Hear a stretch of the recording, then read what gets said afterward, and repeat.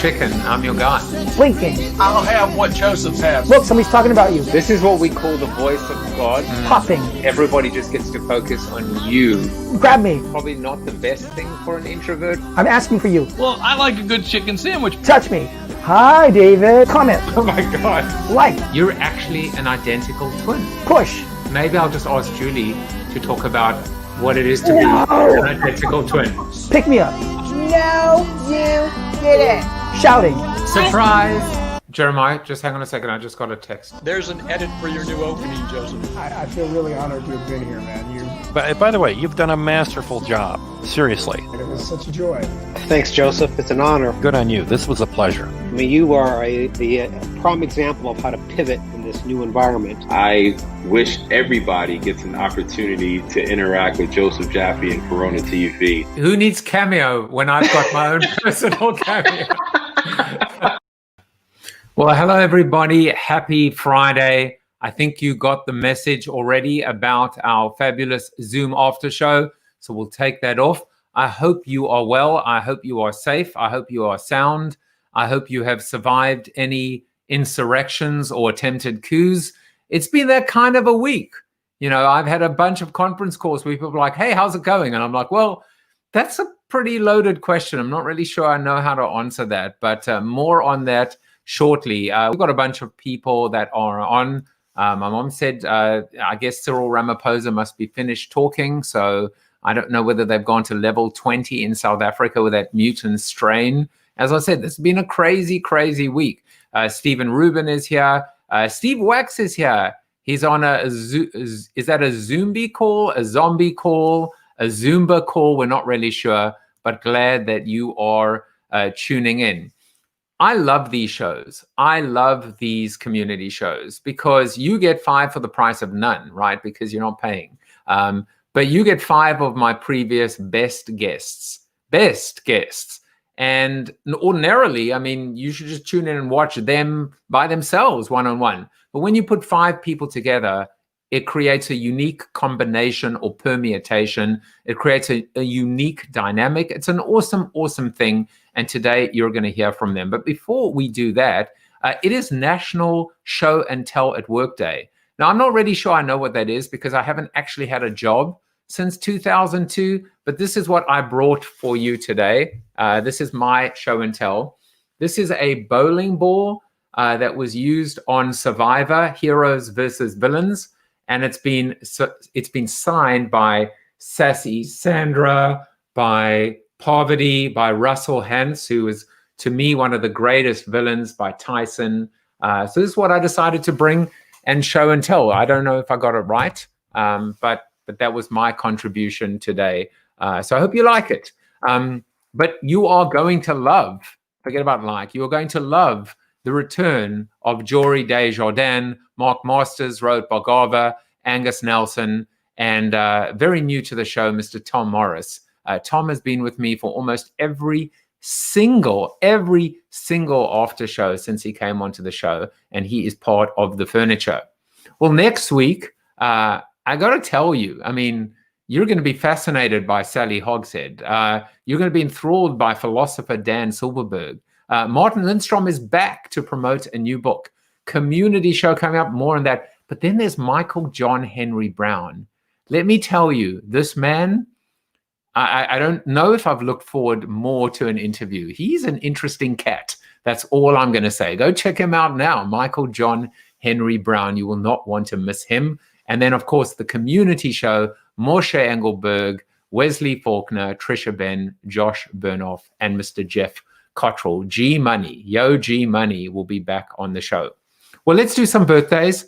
Brad Jakeman, previous guest. You know how I like to promote our previous guests. Liz Phillips, Janine Zylstra in Australia, Tamara Lacey, and Barry Otis, who's turning 50. And no, sales lady, I did not forget you. Happy birthday to one of our regulars on our after show, Leslie Laredo. And then on LinkedIn, there's Lauren Harper, there's James Pink, Christopher McGurn. Happy birthday to all of you. I suppose I should have probably put that a little bit larger so you could have seen your names as well. Well, I'm going to try and be quite diligent about timing today. But one of the things that I really did want to do is revisit a seated soliloquy this week, which was the seated soliloquy called What Happened Yesterday. You know, the reason why I want to replay this for you is very simply that I was talking with Neal Schaffer, and we were talking about the responsibility that an influencer has. We were talking about influence versus popularity, what the difference is, quality versus quantity. But we felt that there was a third word missing, which is a responsibility. You cannot just sit on the sidelines. If you have a voice, you should use your voice. You should speak your truth. You should speak to truth. And this was my seated soliloquy from yesterday. Still not sure I fully comprehend what did happen yesterday. We had words like insurrection and coup, the incredible phrase, a day that will live in infamy, being used again. Now, as politicians do, there was a lot of grandstanding, and I felt at times the speeches on the floor were just auditions or premonitions of bigger aspirations and future campaigning plans. Nevertheless, blood was spilled, 4 people died, the US Capitol was breached, and if you weren't aware, the last time that happened was more than 200 years ago by British troops who set fire to the building during a broader attack on Washington. I was relieved to get an email last night from the Westport Superintendent of Schools. I want to just read you a little clip from that. He said, "My purpose for addressing the school community is to reassure parents that our team will be ready to receive our students Thursday and serve them in the most professional manner. This is our calling among the noblest of professions. Our team is working this evening to make certain that faculty and staff have resources assembled to support their work tomorrow and beyond. Each level will work to maintain an age-appropriate approach. Our high school students are close to voting age. Among the relevant topics for classroom discussions are the process of elections, the constitutional role of Congress in presidential elections, and the idea that the events that transpired today are more about our democracy than politics." That's just an excerpt from that email. Now, contrast that with newly sworn in Congresswoman from Southern Illinois, Representative Mary Miller, who, and I kid you not, quoted Adolf Hitler as she spoke outside the US Capitol on Tuesday, saying, quote, "If we win a few elections, we're still going to be losing unless we win the hearts and minds of our children. This is the battle. Hitler was right on one thing. He said, whoever has the youth has the future." Close quote. We are living in confusing times, but make no mistake, there is no confusing right from wrong, good from evil, light from dark, and sun from salt. Each and every one of us needs to wisen up, wake up, step up, make a conscious choice, be accountable to that choice, and live by that choice. It's not just CCTV, your social media history, a screenshot, or Google that marks or stains your permanent record. It's your very soul and conscience and the legacy that you leave behind to and through your children. Trust me, our generation and its older and younger counterparts, we're too far gone. There's not much redemption left in us. We've done enough damage. It's undetermined if there's any salvation left for us. So perhaps all that is left for us to do is to educate, empower, and enlighten the generations that will follow so that they can steer us back to the righteous path and lead us forward once again.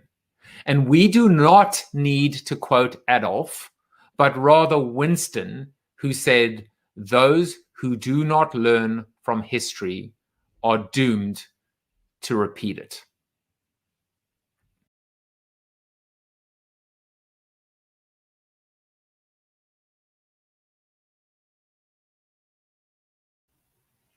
Well, enough about the serious stuff. let's bring on Rohit Bhargava. Yeah, why not talk about something less serious? Yeah, how's I that for a agree. segue? Well, you see, I have described this existence of ours now as completely bipolar or manic depressive. So we go from highs to lows. We go from serious and somber to sublime and ridiculous. But it's good to see you. How are you, my friend? I'm good. I'm ready to be ridiculous just for you because I think we can change the tone a little bit here. Because who wants to talk about or see that? I see a lot of it. I'm here in DC. That's where I live. Not downtown DC, but in the DC area. So I was getting all these text messages from people saying, "Hey, is everything okay? Like, are you okay?" And look, I mean, at the end of the day, like if you talk to somebody who was there were like 12 people who started this whole thing. There were a couple hundred people who were like, okay, let's just follow them. And then there were like a few thousand people around them. And so like this perception that there's millions of people like rioting in DC, that's just not what's happening. Well, Rohit Bhargava was marked safe, which I'm glad. What are you showing and telling, my friend? Must be on something other than Facebook, because I've been on a check Facebook on Sundays only sort of routine, which has actually worked great for me.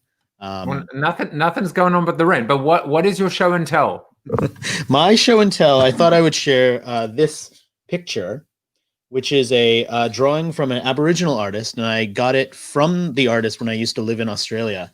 And the reason I thought I'd show it is because with this time of remote work, where we all sort of shifted how we worked, I reminded myself that sometimes you kind of want to have your stuff around you to make you feel like this place is yours. I mean, we have hot desks, we have like no offices anymore. Like this whole work culture has been like, you should fit everything in a backpack and not carry anything that isn't useful. And I just wanted to put this up to kind of remind people, and this is something I wrote about when I talked about remote work, that like sometimes having something that's yours around, I'm not talking about lugging lots of crap or doing the reverse Marie Kondo thing, but having something personal is kind of a nice thing because it lets you feel grounded in a place. And so that's why I thought I'd share that. All right. Well, I feel grounded by you, guest number 60, a man who grounds me every day, Mr. Tom Morris. We're on. Yeah, we're on. You didn't think you were next, guest number 82? I don't need to ask how you are. I know how you are. You're deep in thought. You're a philosopher. Always. All right. What is your show and tell, Mr. Tom Morris? My show and tell. Okay, it was going to be all the guitars I have in this office, which you see all the time, right? It was going to be that, but I decided no. I started my philosophical career at Notre Dame, where I taught for 15 years.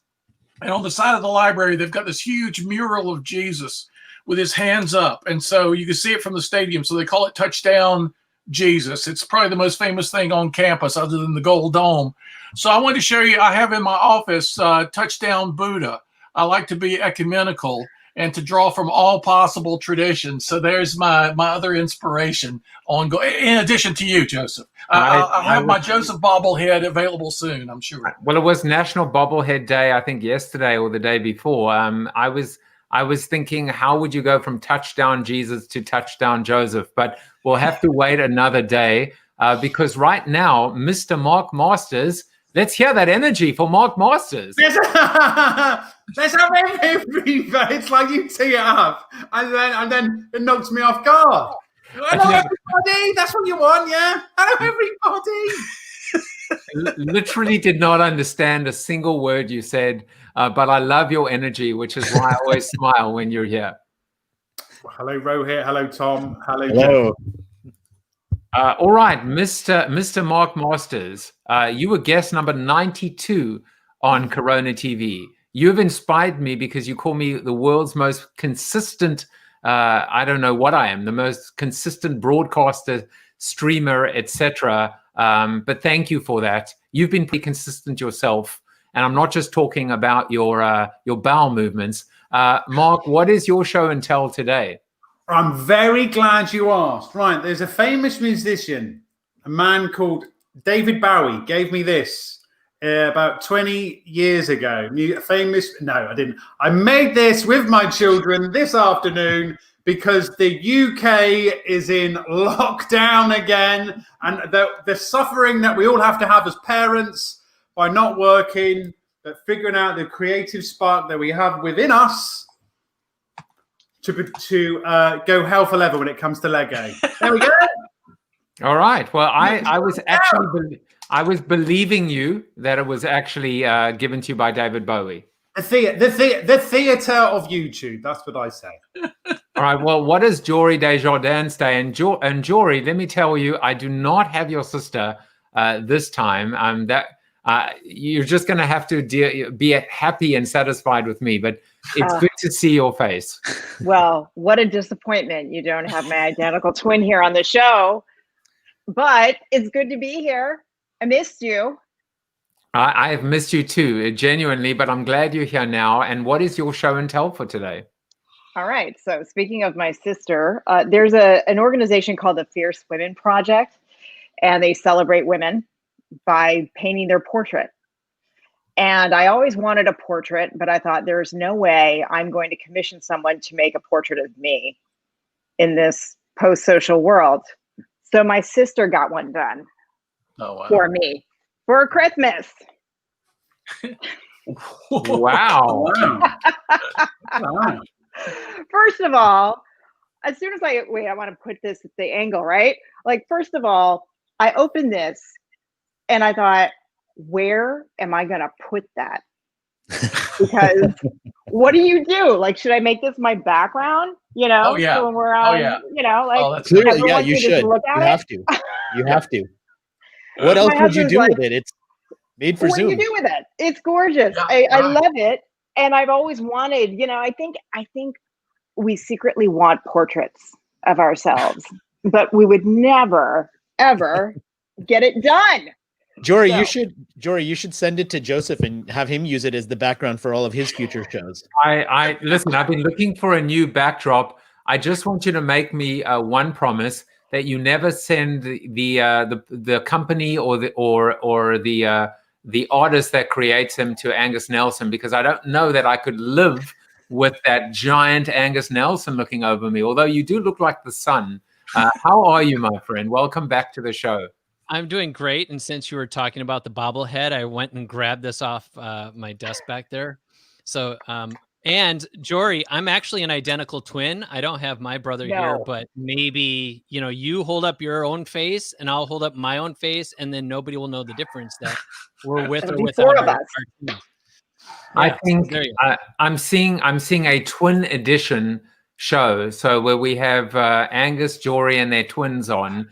I don't know. I mean, the innovation that comes out of Corona TV, it's just stupefying. And that's a transferred epithet because I guess I'm the stupid one. But it is now, we're only 8 minutes behind.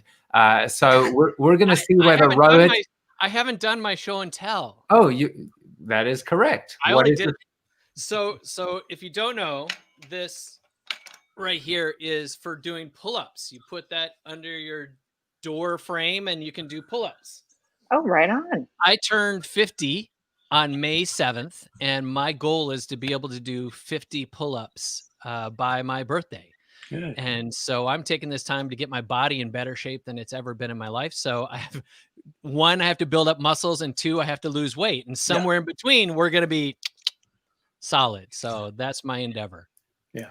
Well, I have to say we will only touch on a couple of comments, but Chip Griffin proves that he has a career ahead of him in copywriting. He said, Corona TV, where audience members aren't just a number, but the guests are. So hope you guys feel really good about yourselves right now, as I do about Chip. How do I ban him from the studio? I'm not really sure. Leslie says, great painting, Jory. And Adam John adds, right behind you on the wall on camera, Jory. So Rohit Bhargava, don't worry, you will have your full 5 minutes. We would love to hear what is on your mind right now. Take it away. Start my timer. What is top of mind for me right now? Well, I've been working with our team on a huge event, which is coming up in just 2 weeks, all about diversity and inclusion. It's called the Non-Obvious Beyond Diversity Summit. It's at nonobviousdiversity.com. And the event started off with, let's bring together like 20 speakers and talk about diversity. And it's now turned into more than 170 speakers, 48 sessions, and every topic you can imagine, from disability to gender to race to what it takes to create a diverse city of the future. We even have a master puppeteer joining. And so it's just been a joy to put this thing together. We're doing all of the recording. Everything releases on January 6th. And it's going to be a fantastic, fantastic event. And it's going to be free. And so anybody who's interested in any of those topics, I guarantee you will find something that is interesting for you, but you'll also find some unusual conversations that maybe you hadn't thought about before. And so that's been top of mind for me. I would love for people to go there and register. It's totally free to register, so you really have no barrier to do it. And we just wanted to put something out there that helped people think more non-obviously. I mean, that's kind of what we try and do at my company. It's what I write books about. Like, I want people to be more open-minded. I want them to see people who aren't like themselves and appreciate that. And that's kind of what the whole goal of that is. I do a weekly YouTube show called the Non-Obvious Insights Show. I write a weekly newsletter, and it's all about this idea of like, see what other people miss, try and be more kind of open to new ideas, change your mind. Don't be afraid to change your mind. Like, that's what I try and put out there in the world. And so that's like what all this content's towards. So anyway, that's what's top of mind for me that I'm really excited about, and that we've been spending a ton of time on right now. And that's what we're putting out in the world. So I want to get a little meta with you, which is, what is your definition of non-obvious diversity? What is obvious diversity? What is, in this particular case, non-obvious diversity? What are people not seeing or should be seeing and thinking about when they tackle, like the word purpose? Yeah. So obvious diversity would be, let's talk about women in tech by bringing together 20 amazing pioneers who talk about women in tech, who've been on panels together over the last year multiple times, to talk to an audience who already cares about that. Non-obvious diversity would be, let's talk to somebody who helps people with hearing impaired people, and talk about the design of a city for those people. Let's talk about how to bring women in tech together with all these amazing mentorship programs, together with empowering children and teaching them about what it's like to embrace their own diversity. I mean, the range of speakers that we've got in this and the types of panels we've been putting together. I mean, we have a pediatrician from Venezuela who teaches kids about body image. We've got two amazing women who have a group that teaches indigenous youth, Native American youth, how to be proud of their heritage. We've got casting directors rethinking how Muslims are portrayed in media. I mean, all of these things that typically happen in multiple events are all coming into this one big conversation. And that's, I think, what makes it really non-obvious. So you have diversified a conference on diversity. Yeah, sort of. I mean, we elevated it to like a bigger conversation. Like, you won't find a panel. We have amazing Latina female executives, but you won't find 4 of them on the same panel talking to each other. Like, that's just not the philosophy of this event. It's got them integrated based on their expertise, not based on who they are. Right. So we're not checking the boxes and saying, let's get one person of this, one person of that, and put them each on their own panel and have them all sit at their own tables at the cafeteria. That's not the intent of this. We're really bringing people together and bringing those viewpoints together. I think there's also an interesting little angle, which is the idea of, to keep reminding ourselves that there is maybe interdiversity and intra-diversity, right? Which is to ensure, instead of an all this panel or an all that panel, that there is the ability as well to keep mixing up diversity of perspective with diversity of theme and diversity of composition. So that's a good way to kick it off. Does anyone want to add anything? Otherwise, we will move on. It just sounds great. I mean, it sounds like my test of a great idea is this. As soon as I hear it, I say, well, why haven't we been doing this for a long time? So that's a great idea.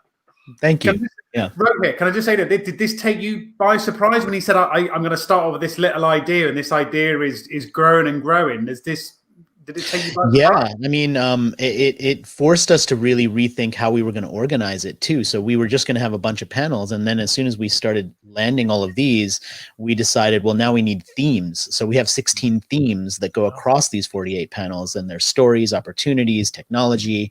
And then we decided, because we have so much great insight and people want to consume that in multiple ways, we're actually publishing a book out of the entire experience called Beyond Diversity. So now we're going to have a book format for the entire event. So yeah, I was blown away. We actually pushed the date twice because we had so many people who were like, oh, I'm going to be involved and you have to talk to this person and that person. And so now we've got like the US military jumping in. We've got like big companies jumping in and bringing people from their space. So it's just been a joy to connect with all these amazing, amazing people.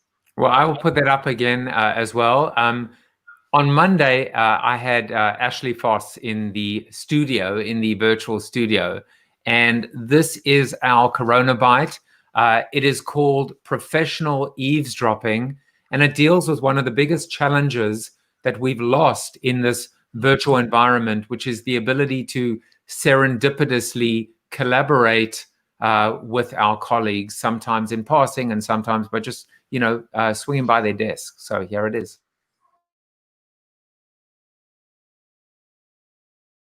But there's got to be something that builds in serendipity, and that's that water cooler. I mean, we discussed even the water cooler. I think it was last week or the week before.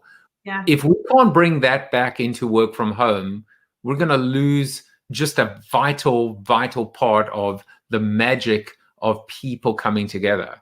One thing that's been hard for me is feeling like those random conversations that if they don't have a specific point, then they're not worth having, or they're a waste of time, or I've interrupted someone.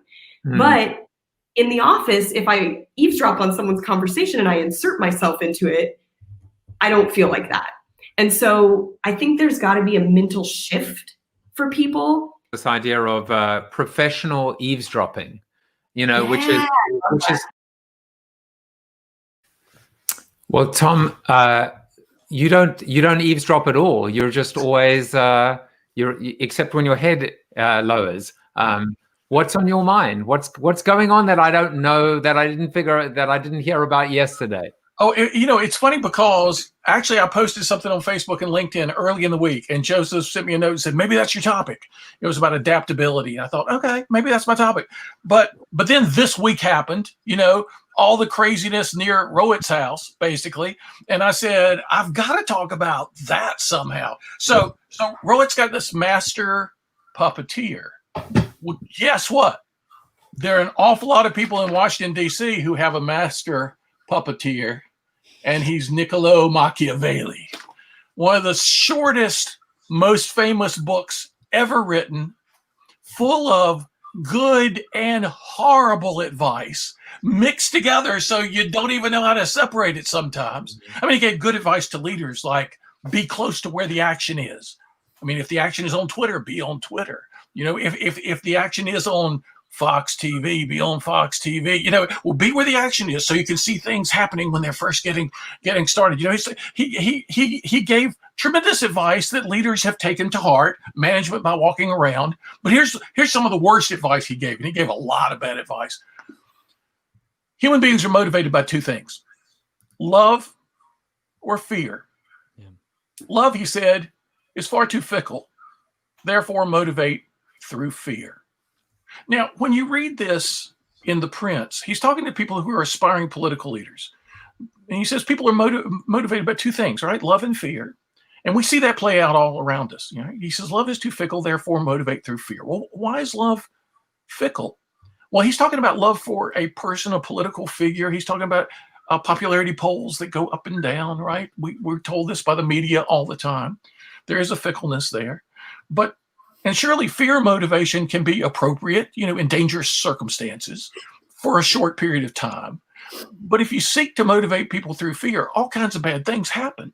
So what is Machiavelli talking about? Why is he saying this? Well, in a book that he wrote that nobody reads called The Discourses, because it's a really big book, the Prince is just a really short book. He says something interesting. He said, mercenaries never make the best soldiers. And you read that passage in the Discourses, you say, okay, why? And you look at the surrounding passages. What motivates mercenaries? Money. Okay, the people who do make the best soldiers, who are they? And what motivates them? Oh, it's the people who aren't fighting for money. They're fighting for country and home and friends and family. In other words, fighting for love. See, the love he was talking about when he says love is too fickle is this superficial affection for a public figure.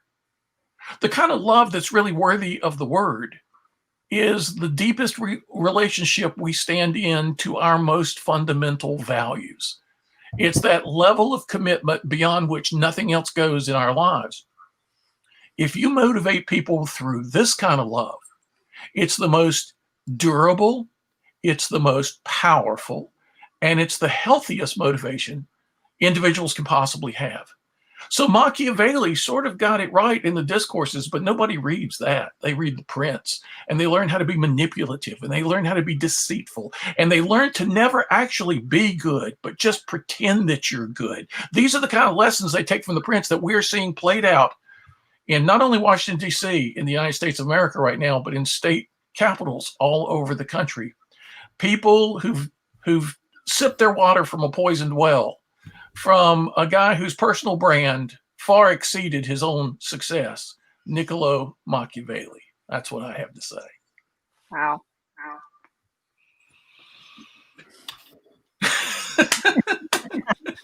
Today's secret. I can listen to Tom all day.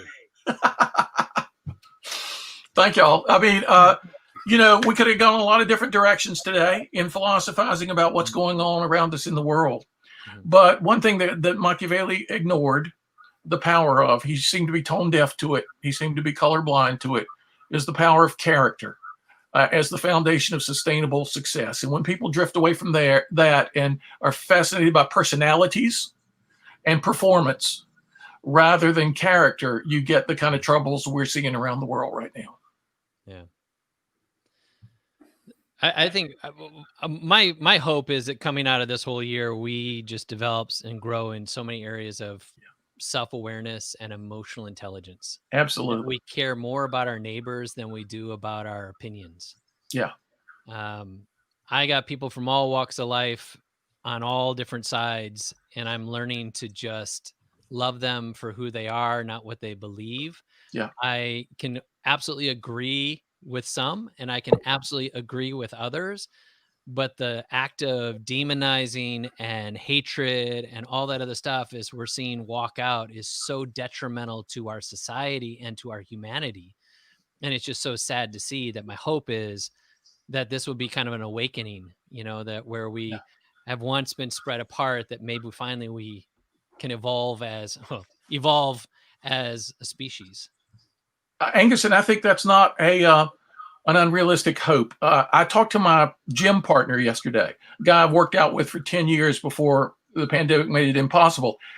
And he's a liberal Democrat, and he has a lot of old friends and customers as a salesperson who are right-wing, fairly far right-wing folks. And he called the most extreme of those folks yesterday on the telephone and said, look, let's talk about what happened in Washington this week. I want to hear your perspective. And he told me last night, he said, I listened for 10.5 minutes before I said anything except say some more about that or tell me more. And he said, this guy started off with such a hardcore stance. And he said he talked himself out of it over the 10 minutes I was listening. The positions he ended up with 10 minutes later were so much more moderate than when he started out. And I said to my friend Don, I said, Don, I bet you share in common with your old friend a lot of values, but your friend filters them through a lot of false beliefs. And that's why you seem so far apart. And if you just listened, he hasn't had anybody on the other side listen to him. As you just listened at one human being to another, he himself began to see the light.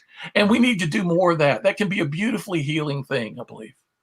Something very interesting happened to me. This is my new subtle way of saying it's time to move on. I like it. I'm going to do it again.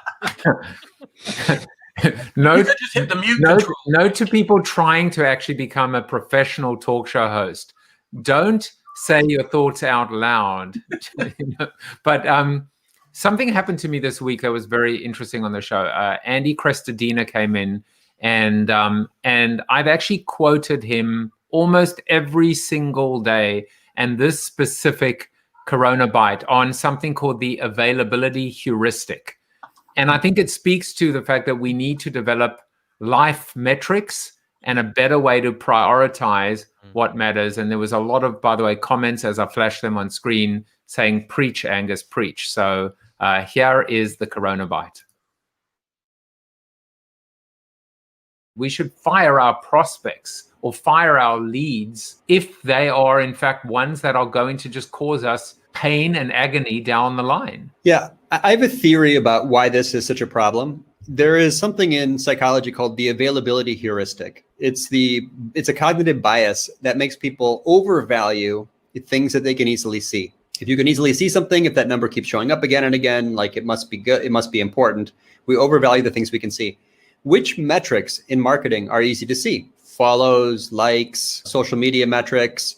In analytics, it's the top of funnel stuff, it's the traffic, page views. So my theory here is that the more visible a marketing metric is, the less important it is for business outcomes. The less visible a metric is, net promoter score, margin, pipeline revenue, the more closely it correlates with business outcomes.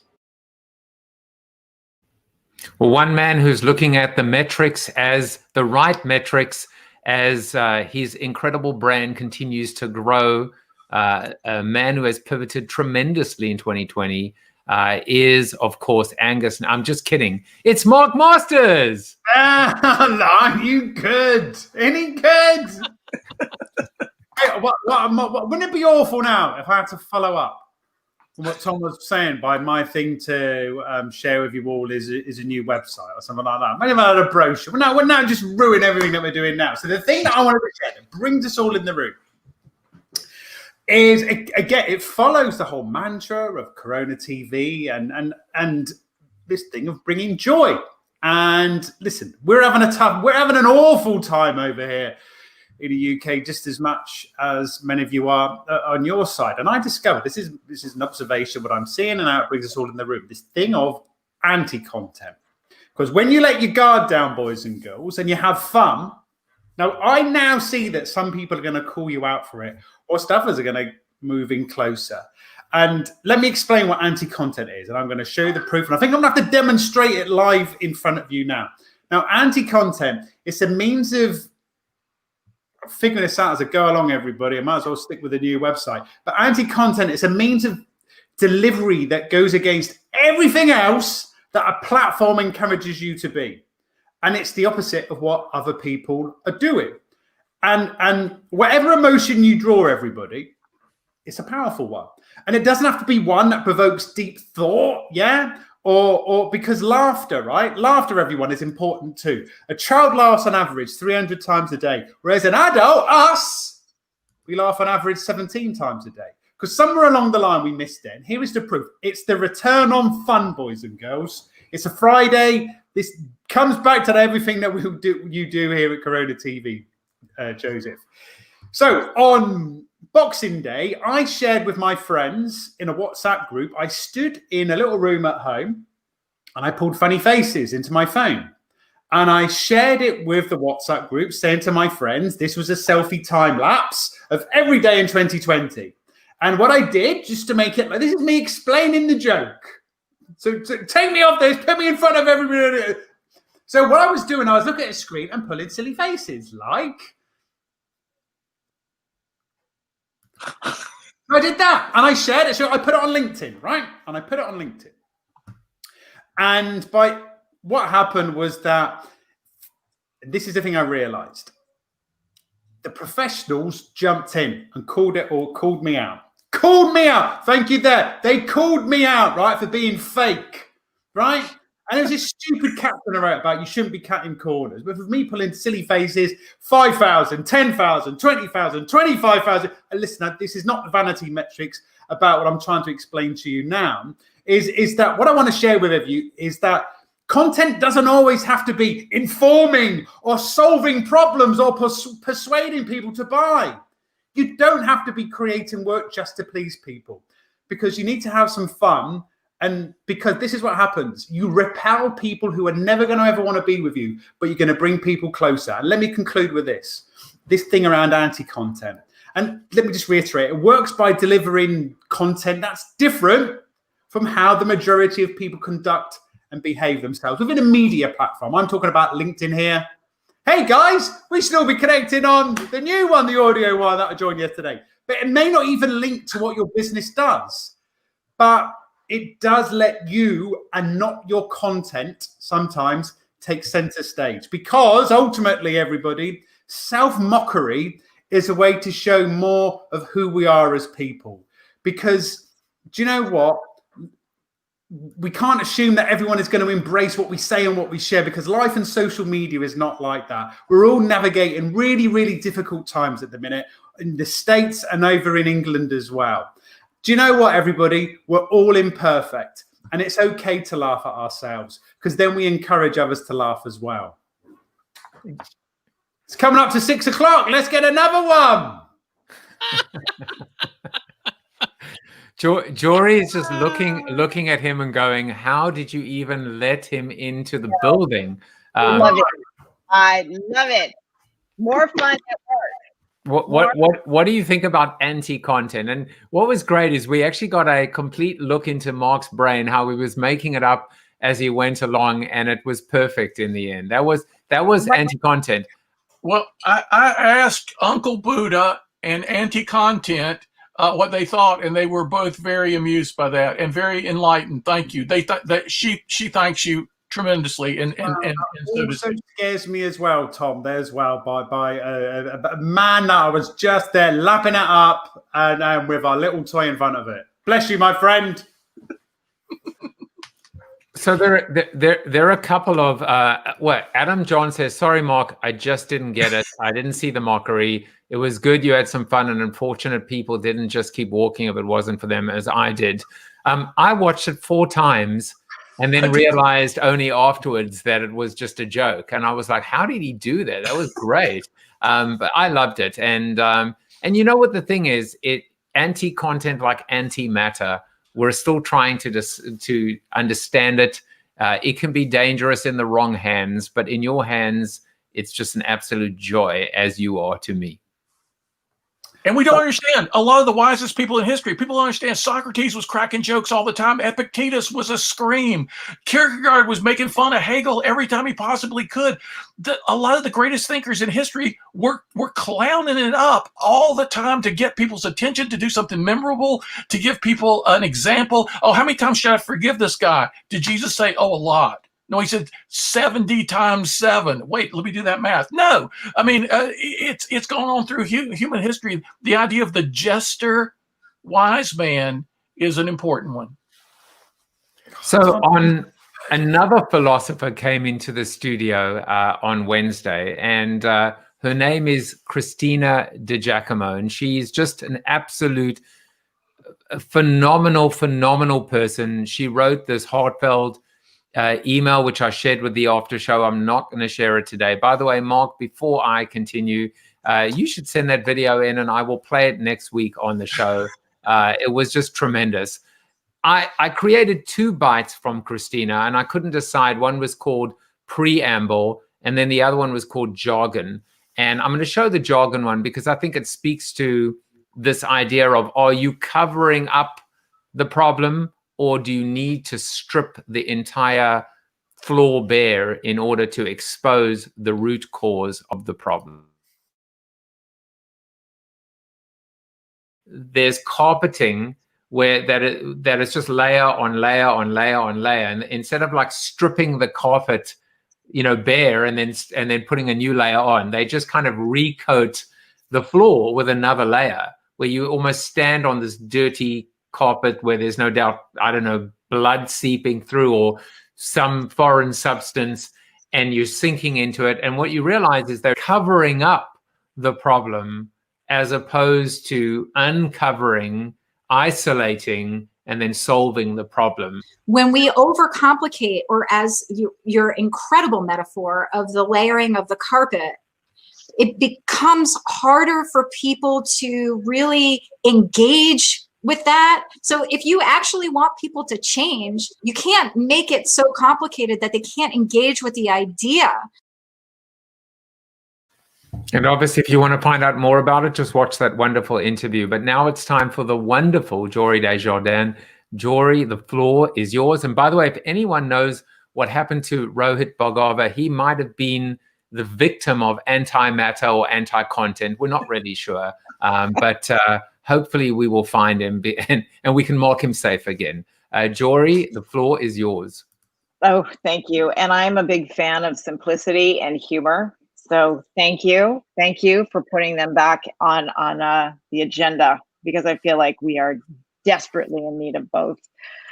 So my big idea, you may remember, Joe, that when I was on the show in the summer, I was on hiatus. I was a manager in big tech, wondering what am I going to do next. I was running my own summer camp in my house for 2 kids and trying to figure out what I wanted to do next. And there was a lot of troubling stuff happening over the summer. For one thing, there were a lot of riots. We know that we had a big wake-up call. I was still obsessed with the internet, but I wasn't particularly happy with it. I wondered what's going on with the internet. I love social media. I feel like something's gone horribly wrong, but I couldn't put my finger on it. And lo and behold, around that time, I saw a documentary that probably many of us have seen at this point called The Social Dilemma, which on Netflix. Any takers? Has anyone seen that? Yep.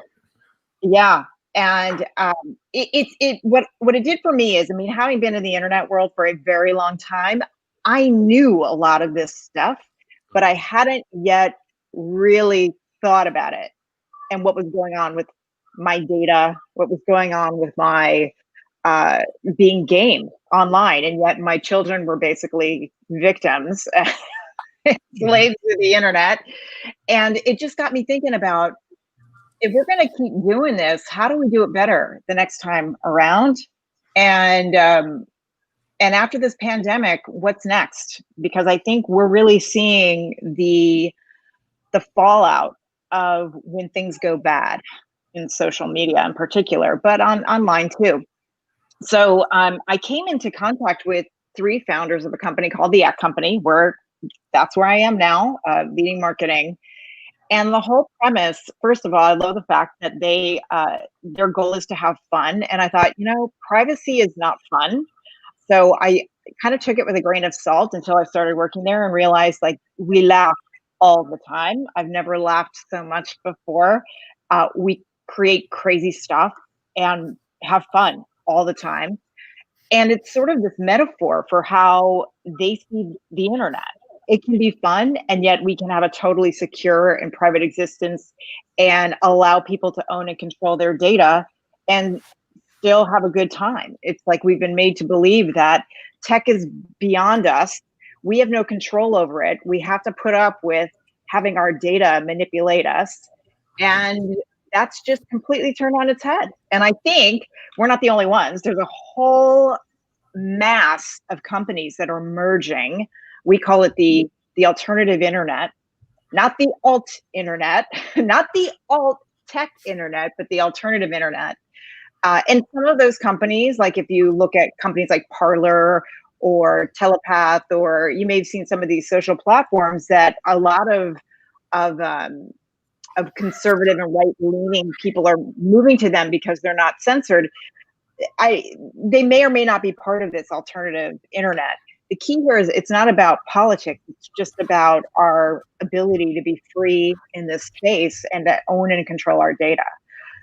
So it's an emerging thing. I'm excited about it. And I think that it is still very early days, but we're starting to take back control. I have to say that I love, alternative internet, anti-content, laughter and joy.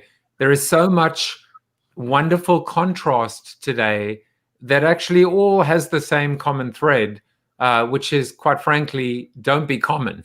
Don't be a lemming. Don't be a sheep. Don't fall in line. Even, quite frankly, in thinking about diversity, you can still be more diverse. You can diversify diversity. There's something very fresh about where we are. And perhaps the events of this week have forced us all just to look inward and question ourselves and maybe even question everything. Yeah. We all take ourselves so damn seriously, period. I mean, if you dive into like deeply psychological stuff, just in general, we're the hardest critics of ourselves, blah, blah, blah, blah, blah. Like that's the psychobabble. But now looking at culture and everything else, I came out of cybersecurity. Like I know I walked the RSA floor. People like, we are saving the world. You know, it's serious stuff. But at the same time, it's like, I imagine it's like, you know, anybody who's been a doctor or dealt with death or whatever, like they have this very macabre, dark humor, because if they don't like joke about it, like parenting, same thing. You got to joke about your kids because sometimes it's going to drive you crazy. I think now as humanity, we're probably doing some of the same stuff. We'll be able to laugh ourselves. Like the Roaring 20s very likely were a product of the pandemic of 1918. Where people were challenged by life and death and challenged by their mortality. And now we go into the 20s and they're finally like, we're free again. Now we can socially engage again. Like, how do we not know? Like the end of 21 and 22 is the opening of a completely new world where anything's possible. Yeah. Well, I'd also say that, listen, what we can reach even more people by letting our guard down. And I kind of realized just stumbling upon it.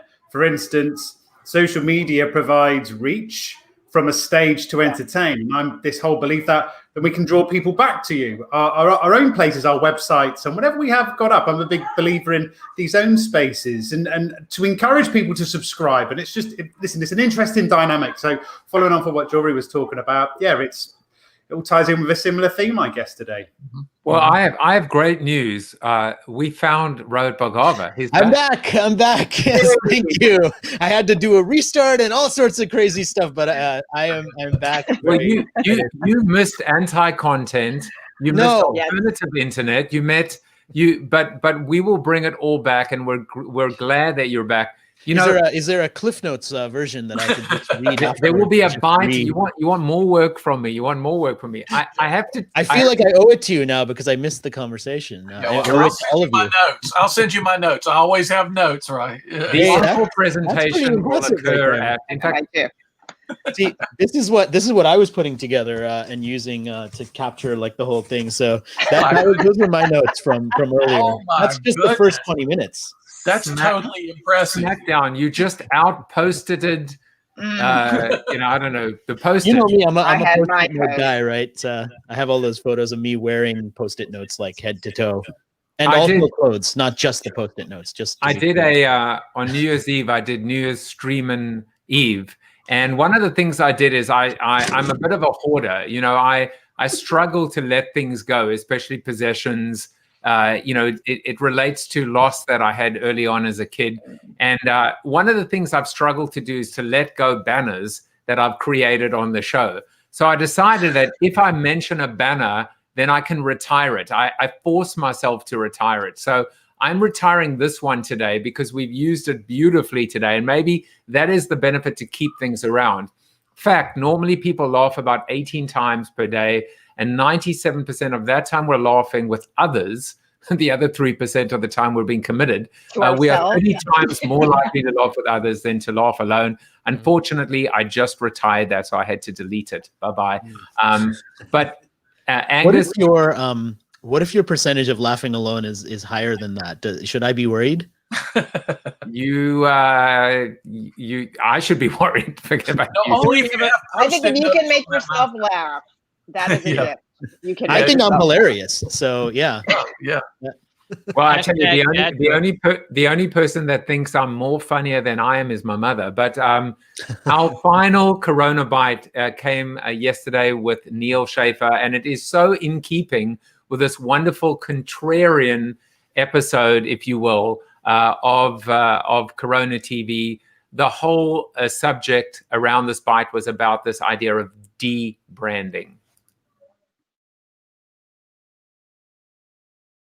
If you really want to become influential, you need to leverage who you are. And that's why it's like, I've been doing this all wrong. My brand is Neal Schaffer. I am Neal Schaffer. And if I want to yield any more influence or sell any more books, it all has to be one unified brand under Neal Schaffer. At the end of the day, I realized businesses hire me for me. So why mess around with this whole branding?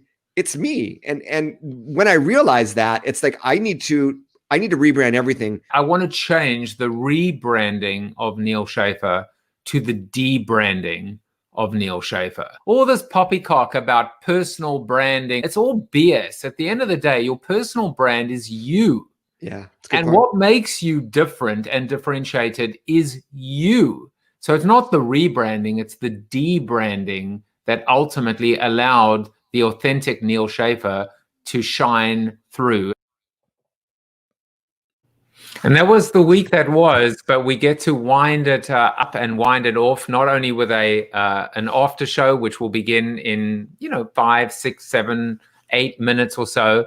But Angus Nelson, you're not even batting cleanup. You are the closer today. And just remember, if you're too serious, we're just gonna set Mark Masters on you.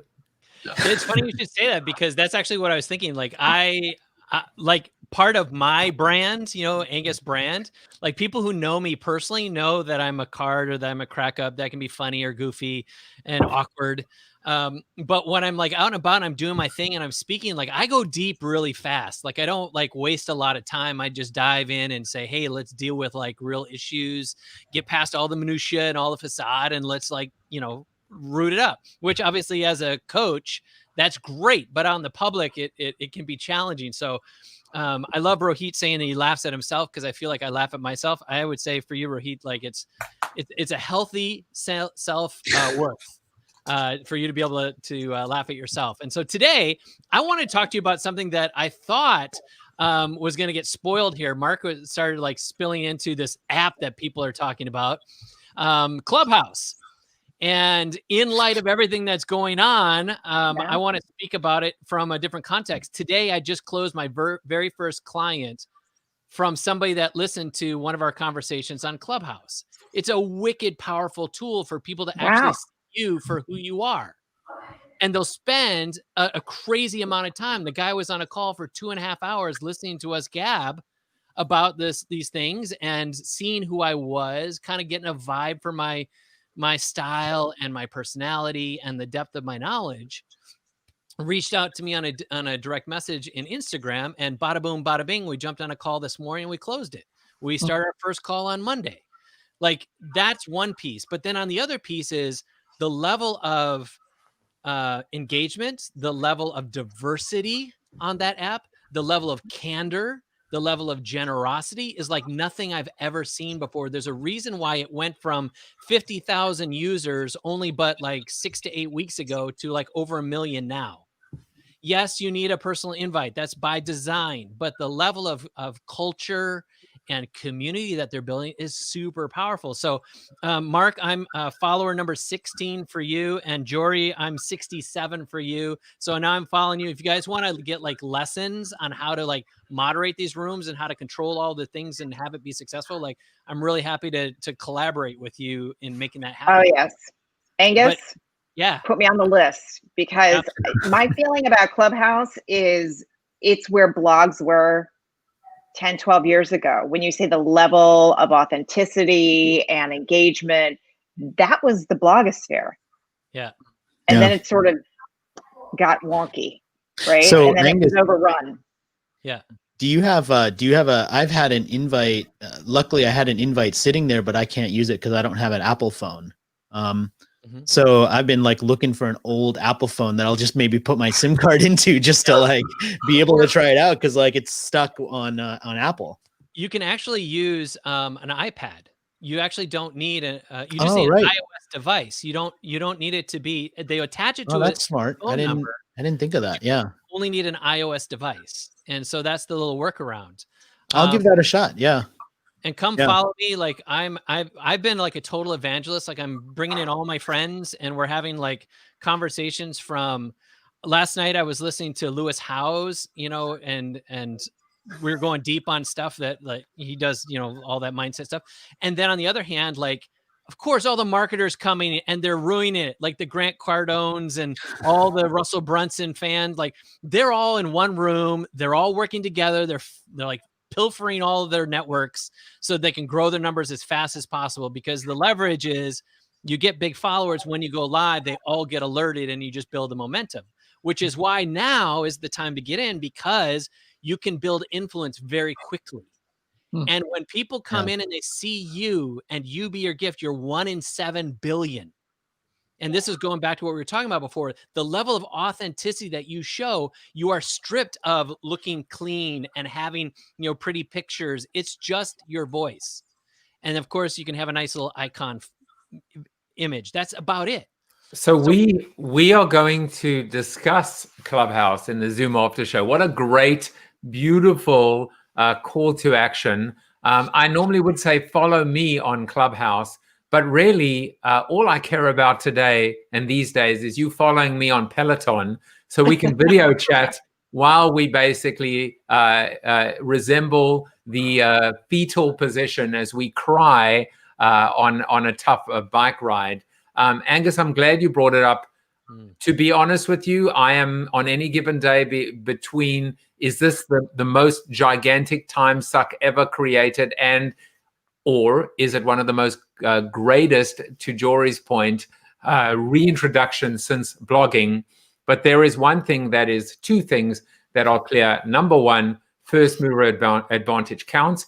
And number two, like everything, there's got to be a use case. And I couldn't think of a better use case than for your business than Clubhouse. So good on you. Well, guys, we're going to wrap up, and I'm going to ask you all one question as we move over to the Zoom after show. That's bit.ly/Corona TV after show. I feel uplifted. I feel really, really inspired by all of you. I want to thank you all for coming on to another episode of our community shows. I love the fact we can continue the conversation. But my question for each one of you before we hop on over is, what are your New Year's resolutions for 2021? They can be personal, they can be professional, they can be both. Keep them short, keep them sweet, and we're going to go in reverse order. So we are going to, we're going to go in the same order so that if you were the last to come on, you'll be the last to leave. We will start with Mr. Rohit Bhargava. I don't really do New Year's resolutions. I think that it's like, if you're going to decide to do something, like, you should just go ahead and do it. But I will tell you that, like, my priorities for right now, I think, are to try and create more useful stuff for people, to be more open-minded, and to keep this beautiful new schedule that I've got. I actually like being home more often and seeing the family more often, and working out, and some of the stuff that was really hard when I was on the road doing 50 events a year. So keep my schedule now is one of my things that I want to do back when things start opening again. Well, thank you, Rohit. And my New Year's resolution is to get a camera as precise and as Rohit's camera. Man, he looks good. Tom Morris, any New Year's resolutions for you? Oh, yeah. You guys, I just read my first Joseph Jaffe book, Built to Suck. It was so much fun. Yeah, I had to mute him at some point. I've been waiting to mute him so badly. All right, please. Stop. Continue. Okay. Stop. My New Year's resolution is connected with that. The book was so good. It was so insightful. My New Year's resolution is to read lots more Joseph Jaffe books in 2021. So thank you very much. Well, thank you. And you certainly will do a lot of laughing generally at me. So I appreciate it. Thank you, Tom, as always. All right, Mark Masters. But by the way, did you have Guess Who as a kid? Did you have Guess Who as a game when you played in US? Did you all have that? No, but we'll. My New Year's resolution is this. I'll leave it there. So my thing is similar to what Rohit was just talking about. Listen, don't necessarily have New Year's resolutions, but I guess it's this thing of spending more time playing with the family, doing that and enjoying it, because you realize that, do you know what? I made a decision a few years ago that as long as I was still there for my kids and I put them to bed and everything else, as long as I can still that and don't lose that priority, I'll keep that going, everybody. And look at the craftsmanship of this Lego. It's spectacular and created by David Bowie, which is amazing. Jory Desjardins, first of all, congratulations on the move and on the laughter in your life. What are your resolutions for 21? So similarly, being more present with my kids and having more fun with my kids. More fiction, not just nonfiction, more fiction. And doing things that in my, I have a little calculus in my head of what's meaningful, what's not, and eliminating anything that doesn't make sense. Anything that is not meaningful. That is That's a great broad resolution. definition. Yeah, I think we all share that as well. Jory, I know that you probably won't be at the Zoom after show, but we will continue to sing your praises. And it was so great to see you again. Come back anytime. I'll hang for a few minutes, but thank you. And yeah. All right. Awesome. Awesome. And finally, Mr. Angus Nelson, because you're the last one here, Michael Donnelly said, this has been great. Really appreciate hearing your perspectives, and we'll check Clubhouse out ASAP. All the best in 21. So what is your New Year's resolution? I'm going to help as many people as I can get on Clubhouse. I'm going to have fun. Like I don't have like goals, but I have lifestyle. And so that's how I impact my life. So I jump into December 2021 and I imagine what life would feel like having me accomplish the things that and desires in my heart. And then I reverse engineer to say, hey, what do I got to do to get there and create that into my lifestyle? So for me, at December 21, I'm thinking about all this fun and gratitude and love that I've created with the people around me. That sounds great. That's Angus Nelson. He's going to be with us, giving us our Clubhouse primer, which is going to be awesome. So if you've got a few more minutes, come and hang out with us at the tremendous Zoom after show. It really is. It's therapy. It is cathartic. It is a support structure. It is creative. It is strategic. But really, most importantly, it's family. I just want to say one more thing, two more things. The one thing is my New Year's resolution is just continuation and continuity. I just want to continue with where I left off in 2020 in terms of health and wellness and commitment to my physical health and also my mental health. And Corona TV has been the most incredible tonic. All of you guys. Thank you to my guests. Thank you to you guys, the audience, the community, the people formerly known as You Know Who You Are. And of course, the final thing is just to leave you with the immortal words of Mr. Chuck Norris, who will give us his verdict on today's episode and my guests. You are Chuck Norris approved. Thank you for watching Corona TV with your host, multiple author and global keynote speaker, Joseph Jaffe. Corona TV is the show about hope, positivity, optimism, and if there's time left over, a little bit of marketing. The after show on Zoom starts right now at bit.ly/Corona TV After Show. If you like the show, tell a friend or two. Please subscribe to the show at coronatv.show. And if you want to get inside news, previews of upcoming guests, and much more, text Corona TV to 66866 or visit josephjaffe.com/subscribe to sign up for the show's newsletter. And despite the best ministrations of your wife, you still look ugly.